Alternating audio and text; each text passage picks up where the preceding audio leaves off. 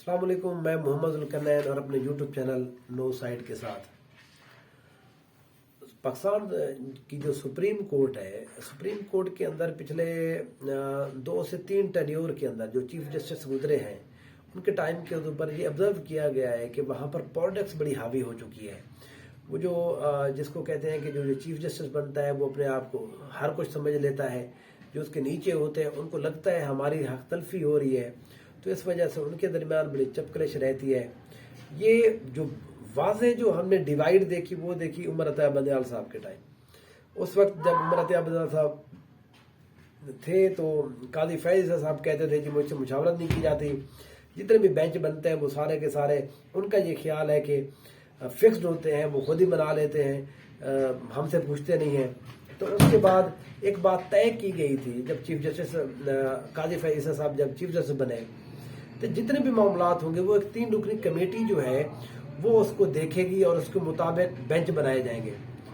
लेकिन अब जो है कल एक धमाका किया है जस्टिस जो वो है इजाजुल एहसन साहब है, उन्होंने ये कहा है कि देखें अब जो कॉल लिस्ट जारी की गई है, जो 2 मेन सबसे बड़े जो केसेस सुप्रीम कोर्ट के अंदर मौजूद हैं उनके ऊपर मैं ज़ाहिर है उनका वो है दूसरे तीसरे नंबर के ऊपर सीनियर जज है, वो कहते हैं मुझसे मुशावरत नहीं की गई और जो आर्डर आखिर में जारी किया गया, जो कॉल लिस्ट जारी की गई उसके ऊपर मेरे साइन ही नहीं है। और वो उन्होंने एक लेटर लिख दिया। ये उसी तरह से लेटर लिखा है जिस तरह से काजी फैज साहब उमर अता बंदयाल के खिलाफ हर दूसरी बात पे लेटर लिख देते थे। ये जो लेटर वाला है, ये जो इशू है, ये अब सुप्रीम कोर्ट के अंदर भी शुरू हो गया है। तो काजी फैज ईसा साहब जो जिन्होंने अपना एक इस तरह का इमेज चीफ जस्टिस बनने से पहले दिया कि मैं यहाँ पर जहाँ पर रूल ऑफ लॉ जो है उसकी मैं बहुत बड़ा हामी हूँ, इस तरह से चीज़ें ठीक हो जाएंगी, आप चीफ जस्टिस को मुख्तलिफ मामलात के ऊपर मशावरत कर लेनी चाहिए। लेकिन वो अब उनके ऊपर ही ये बात आ गई है और ये बहुत बड़ा धचका लगा काजी फैज साहब की पर्सनैलिटी को जब इजाजुल एहसन ने ये बात की है। जो काजी फैज ईसा साहब के मुखालिफ पार्टी थे वो पहले से भी ये कह रही है कि काजी साहब जो है ना ये पोर्ट्रे सिर्फ करते हैं, ये जो फैक्चुअली जो बात है ये इस तरह के नहीं है कि वो रूल ऑफ लॉ की बात करें।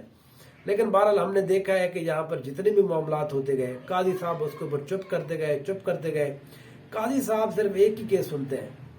अगर उस केस की पिटीशन के अंदर कहीं फैज रसूल का नाम आ गया, मतलब वो जो फैज हमीद साहब है उनका अगर नाम आ गया तो समझे जी वो केस काजी साहब ने उठा लिया। कोई भी पिटीशन है, मेरा ये मशवरा है यानी कि बिरादराना मशवरा है, आप कोई पिटीशन ऊपर लिख दें जी ये सारा काम मेरे खिलाफ जो हो रहा है वो फैज हमीद कर रहा है, देखें आपका तीसरा दिन आपका केस चल जाएगा। अभी तक के मुताबिक काजी फैज ईसा साहब ने जो अपने मैसेजेस दिए हैं, अपने अदालती कार्रवाई को वो यही दिए हैं। अब दूसरा देखें, वो एक केस को इन्होंने जी कहा जी ओपन कर देते हैं, ओपन कर दिया जी। उस केस के अंदर भी काजी साहब ने अपने आप को एज ए हीरो पेश किया, देखें जी मैं जो चीज़ों को बड़ा ओपन चला रहा हूँ, दरमियान में चुप हो गई। इतने अहम मामला थे, काजी साहब बिल्कुल चुप रहे। यहाँ फीमेल जो है, यहाँ बच्चे जेलों में हैं, उनके ऊपर 9 माह की पता नहीं 9 माह की कितनी देर आप मजम्मत की जाए, हमें तो ये भी नहीं समझ आ रहा। बहरहाल फीमेल यहाँ पर जेल में पड़ी हुई है, अपनी तो वो जान छुड़ा कर चले गए थे जी, वो मेरी बेगम है क्योंकि फीमेल है, उसको वो सॉफ्ट टारगेट है तो पीटीआई गवर्नमेंट उसको ये कर रही है, उसको वो कर रही है। अब खुद जब पीटीआई के लोगों के ऊपर इस तरह के ऊपर फीमेल के ऊपर जब ये इस तरह के केसेस किए जा रहे हैं, खदीजा शाह है उसको इतनी जमानतें मिली हैं, जमानतें मिलने का पता चलता है बलूचिस्तान उसको वो पुलिस लेके जा रही है, सिंध पुलिस लेके जा रही है।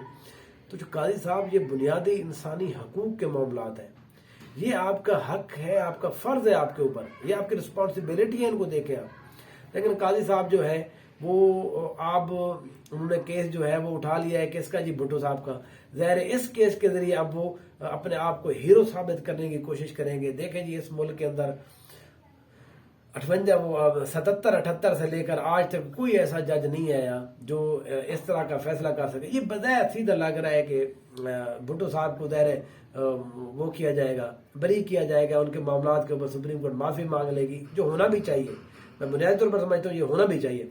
लेकिन काजी साहब जो है वो अपने आप को इस केस के थ्रू एक और दफा जिसको कहते हैं पोर्ट्रे करेंगे, देखें जी मैंने ही सारा कुछ किया है, यहाँ पर तो और कोई बंदा है ही नहीं जो इस तरह के फैसले दे सके।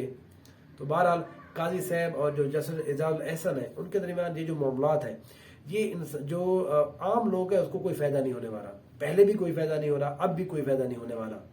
قاضی صاحب کو بہرحال اس جو بنیاد ہے جس کے اوپر انہوں نے یہ کہا تھا کہ چیف جسٹس جو ہے وہ کلم اختیار نہیں رکھتا کوئی بھی بینچ بنانے میں، تو اب وہ خود یہ کام کر رہے ہیں۔ اعجاز الاحسن صاحب نے کیوں اعتراض کیا ہے؟ تو یہ جو ججز ہیں ہمارے، یہ ذرا مل بیٹھے ہیں، کر کیا رہے ہیں ملک کے ساتھ؟ پہلے بھی یہاں پر پولیٹیکلی تو ہم اتنے ڈیوائیڈڈ ہیں، ریلیجیسلی تو ہم اتنی ڈیوائیڈڈ ہیں کہ کوئی مرزا آ رہا ہے، کوئی فلاں مفتی آ رہے ہیں، ان کو کوئی مناظرے ہو رہے ہیں، ٹھیک ہے۔ سوشلی تو ہم ویسے تھے ہی نہیں، ہمارے ہاں جو سوسائٹی تو ہم ایسا بنے ہی نہیں ہے کبھی، ٹھیک ہے۔ وہ تو ہمیں زبردستی گھسا کے آ کے بٹھا دیا گیا، آپ ایک ہی ملک ایک ہی سوسائٹی کے لوگ ہیں، ٹھیک ہے جی۔ وہ ایک ہی بات بچی ہے، وہ جو عدالتیں ہیں وہاں پر معاملات کوئی خوش اسلوبی سے کریں، لوگ جو ہیں وہ آپ سے امید رکھتے ہیں۔ کوئی بھی بندہ جب کیس لے کر آ رہا ہے اس کو یہ پہلے پتا ہوتا ہے جی فلاں جج ہے، اس میں اس کا فیصلہ یہ آئے گا، فلاں جج ہے جی اس کا یہ فیصلہ ہوگا، فلاں جج ہے اس کا یہ فیصلہ ہوگا۔ یہ عدالتیں اس طرح سے اگر کام کریں گی تو پھر ملک کا یہی حال ہونا جو ہو رہا ہے۔ Thank you so much.